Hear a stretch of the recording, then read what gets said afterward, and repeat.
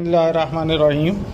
आज का वाक़या जो मैं बयान करने जा रहा हूँ वो मुग़लिया सल्तनत के बारे में है। मुग़लिया सल्तनत जिसमें बहुत से ऐसे बादशाह गुज़रे हैं जिन्होंने अवाम की फलाह व बहबूद पर बहुत अच्छे काम किए, लेकिन कुछ बादशाह ऐसे भी गुज़रे हैं जिन्होंने अपनी अयाशियों से लोगों पर बहुत जुल्म किए। इनमें सरफ़हरिस्त एक अय्याश तरीन बादशाह मोहम्मद शाह रंगीला है, लेकिन इससे पहले मैं आपको मुग़लिया ख़ानदान के बारे में बताता हूँ। मुग़लिया सल्तनत का आगाज़ 1526 ईस्वी से 1857 ईस्वी तक रहा। मुग़लिया सल्तनत मगरब में अफ़गानिस्तान से शुरू होती थी और मशरक़ में बर्मा तक थी। मोहम्मद शाह रंगीला, इसका असल नाम रोशन अख्तर था। वो शाह आलम हरजिस्ता का बेटा और शाह आलम बहादुर शाह अव्वल का पोता था। ये जेल में कैद था और शायद कैद तन्हाई में ही मर जाता। वो खुशकिस्मत था कि सैयद बरादरान ने इसे जेल से रहाई दिलवाई और 17 सितंबर 1719 ईस्वी को इस बेवकूफ़ शख्स को हुक्मरानी के तख्ते पर बैठाया।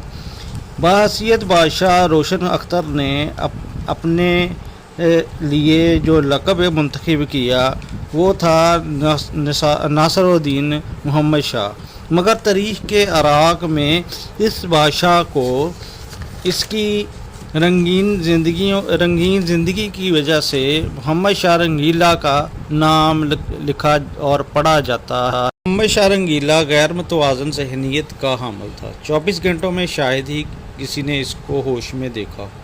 शराब का खुमार हर वक्त इसके सर पर चढ़ा रहता। दरबार हो या महल, रक्सो सरूर की महफिलें हर वक्त जोबन पर रहती। मोहम्मद शाह रंगीला इससे महजूज होता रहता। औरतों का सख्त दिलदादा था। मोहम्मद शाह रंगीला रोज़ नशे की हालत में एक नया कानून बनाता और फिर रोज़ अपने ही बनाए हुए कानून को तोड़ देता। फाशी और अरयानी हर वक्त मोहम्मद शाह रंगीला के जहन में सवार रहते। इसके दरबार और महल में ये हुक्म था कि ये कनीज़ें हर वक्त बरहना रहेंगी। ये किसी भी कनीज़ से किसी भी जिनसी अमल शुरू कर देते थे। ये वाक़या मशहूर है कि जब भी वो सीढ़ियाँ चढ़ता तो लकड़ी की बनी हुई दीवार पर हाथ ना रखता था, बल्कि हर सीढ़ी पर एक बरहना कनीज़ की छाती पर हाथ रखता और ऊपर चढ़ा जाता। ये शर्मनाक वाक़या ऐसे ही सीढ़ियाँ उतरते वक्त ही दोहराता। मोहम्मद शाह रंगीला हर वक्त शराब और औरत के नशे में रहता। वो इन दोनों की तलाश में मगन रहता। इन दोनों चीज़ों ने इसकी अक्ल को बिल्कुल माऊफ कर दिया था। अक्सर ये दरबार में कनीज़ों के साथ नंगा आ जाता था। इनकी टांगों, बाजुओं और पेट पर लेट कर सल्तनत चलाता था।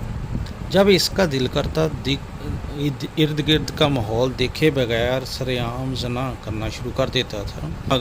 शराब के नशे में इतना मगन होता कि अपने महल की कनीज़ों पर बहुत जुल्म करता, यहाँ तक कि इनकी छातियों से खून जारी हो जाता।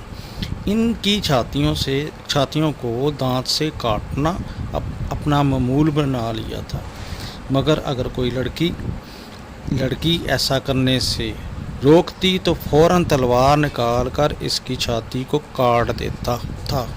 ये कई मरतबा दरबार में जनाना कपड़े पहनकर आ जाता और अहले दरबारियों को भी हुक्म देता कि सब जनाना कपड़े पहने कर आएँ। फिर ये अपने ही वज़ीरों के पाँव में घुंघरू पहनाकर इनको कनीज़ों के साथ नाचने का हुक्म देता। उसने अपने शाही घोड़े को वज़ीर ममलकत का दर्जा दिया हुआ था। ये घोड़ा शाही लिबास पहने वज़रा के बीच में शाही दरबार में मौजूद रहता। इसने कई दफ़ा शहर के काजी को शराब के साथ वज़ू करने का हुक्म दिया। محمد شاہ رنگیلا اپنی ذہنی مریض تھا. اس نے کئی دفعہ مجرموں کو عام معافی دے دی اور جیلیں خالی کرا دیں. پھر ان جیلوں کو بھرانے کے لیے معصوم لوگوں کو پکڑ کر اس میں ڈال دیتا. پورے ہندوستان میں اس نے حکم دے رکھا تھا کہ جو خوبصورت عورت بادشاہ کی ملکیت امانت ہے، جس نے اس امانت میں خیانت کی، اس کی گردن کاٹ دی جائے گی. جوش اقتدار پر محمد شاہ رنگیلا پر اتنا حاوی تھا کہ وہ کئی مرتبہ دربار میں سرعام پیشاب کر دیتا اور اہل دربار کو اس پر بھی واہ کرنی پڑتی.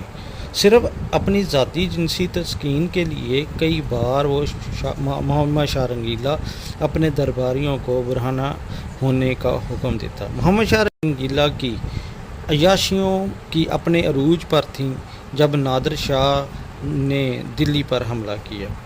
محمد شاہ رنگیلا بھی اپنی فوج لے کر کرنال کے مقام پر آیا جہاں دونوں فوجیں آمنے سامنے تھیں. محمد شاہ رنگیلا اس کے لشکر کی دماغی حالت کا اندازہ آپ اس بات سے لگائیں کہ وہ اس کی فوج توپ خانہ دلی شہر میں ہی بھول آئے تھے، اور وہ وجہ تھی کہ نادر شاہ، جس کی فوج کی تعداد 55,000 تھی، اس نے محمد شاہ رنگیلا کی 1,00,000 فوج کو شکست دے دی. نادر شاہ دلی میں لوٹ مار کر کے واپس چلا گیا. محمد رنگیلا 27 سال حکومت کرنے کے بعد آخر کثرت شراب نوشی کے باعث 27 اپریل 1748 کو انتقال کر گئے. افسوس کی بات یہ ہے کہ اس کی اس حالت کے زندگی اور موت سے کسی بھی آنے والی مغل بادشاہ نے کوئی سبق نہ سیکھا اور بالآخر انگریزوں نے مغلیہ سلطنت کا سورج غروب کر دیا. اس چینل کو لائک اور سبسکرائب ضرور کریں. اللہ حافظ.